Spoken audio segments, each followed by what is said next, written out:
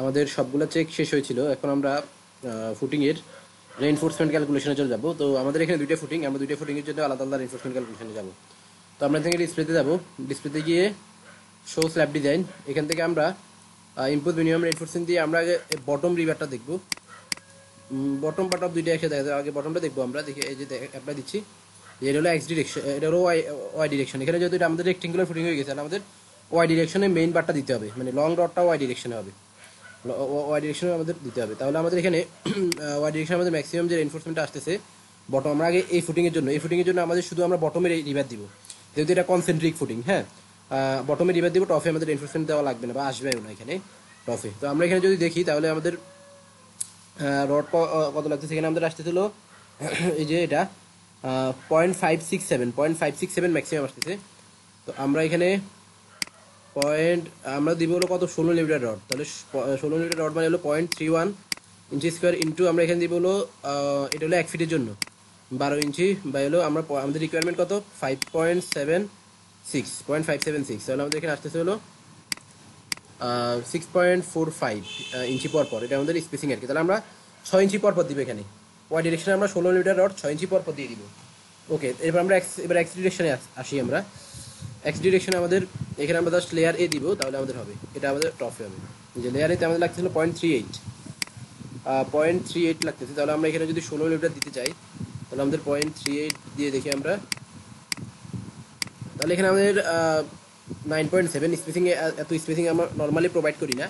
তো আমি এখানে 12 মিটার দিয়ে দেখি কেমন হয়, অথবা 8 ইঞ্চি পর পর দিতে পারেন এখানে। হ্যাঁ, 8 ইঞ্চি আমরা ম্যাক্সিমাম এই ক্ষেত্রে অ্যালাউ করি আর কি। 8 ইঞ্চি দিলে আপনার মানে 16 মিটার যদি 16 মিলিমিটার যদি আপনারা দিতে চান, তাহলে 8 ইঞ্চি দিবেন। আর এখানে যে 6 ইঞ্চি লাগতেছে 12 মিটার দিলে, তাহলে আমি 12 মিটার দিব এখানে 6 ইঞ্চি পর পর, শর্ট ডিরেকশনে 12 মিটার 6 ইঞ্চি পর পর। তাহলে আমাদের এই ফুটিংয়ের জন্য রেনফোর্সমেন্টের ক্যালকুলেশন শেষ। এরপরে আমরা এই ফুটিংয়ে, ইসেন্ট্রিক ফুটিংয়ে এখানে আসি আমরা। এখানেও আমরা আগে এখানে আমাদের টপ এবং বটম দুই লেয়ারের রড লাগবে।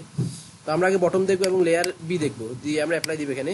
তো এখানে আমাদের লাগতেছিল 8.449, এত ইঞ্চি স্কোয়ার লাগতেছে। তো আমরা এখানে ক্যালকুলেশন করি, আমাদের লাগবে হলো আমরা দিব হলো 16 মিটার, 16 × 12 বাই হলো 8.8449, এটা হলো আমাদের রিকোয়ারমেন্ট। তাহলে এখানে 4.40 আসতেছে। আমরা 4 ইঞ্চি পর পর দিয়ে দিব, 16 মিটার 4 ইঞ্চি পর পর। আর ওয়াই ডিরেকশনে, শর্ট ডিরেকশন আমরা দিব কত, শর্ট ডিরেকশন মানে লেয়ার এ বটম রিভার, শর্ট ডিরেকশনে আমাদের লাগতে হলো 0.2592।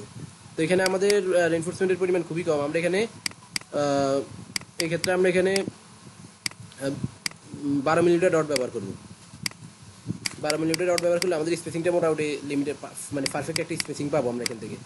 তাহলে 0.2592, তাহলে আমাদের এখান থেকে বের হচ্ছে হলো এই যে 8.79। আমরা 8 ইঞ্চি পর পর দিয়ে দিব এখানে, 12 মিলিমিটার 8 ইঞ্চি পর পর আমরা দিয়ে দিব। এরপর আমরা এটা আমাদের তাহলে বটম রিভার গেলে, এবার আমরা টপ রিভারে আসি। এই যে শো টপ রিভার লেয়ার এ, লেয়ার এতে আমাদের, আমরা যদি লেয়ার বি দেখি, লেয়ার এটাই দেখি, লেয়ার এতে আমাদের লাগতেছে হলো 0.25।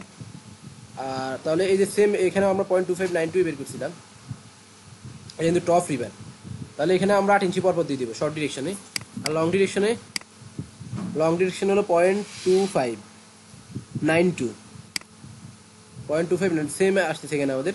তাহলে আমরা টপে 8 ইঞ্চি পর পরই দিব, টপেও 8 ইঞ্চি পর পর, শর্ট এবং লং ডিরেকশন বোথ ডিরেকশনে 8 ইঞ্চি পর পর দিব আমরা 12 মিলিমিটার। তাহলে আমাদের ওকে ডাবল রেনফোর্সমেন্ট হবে আর কি, ডাবল লেয়ার।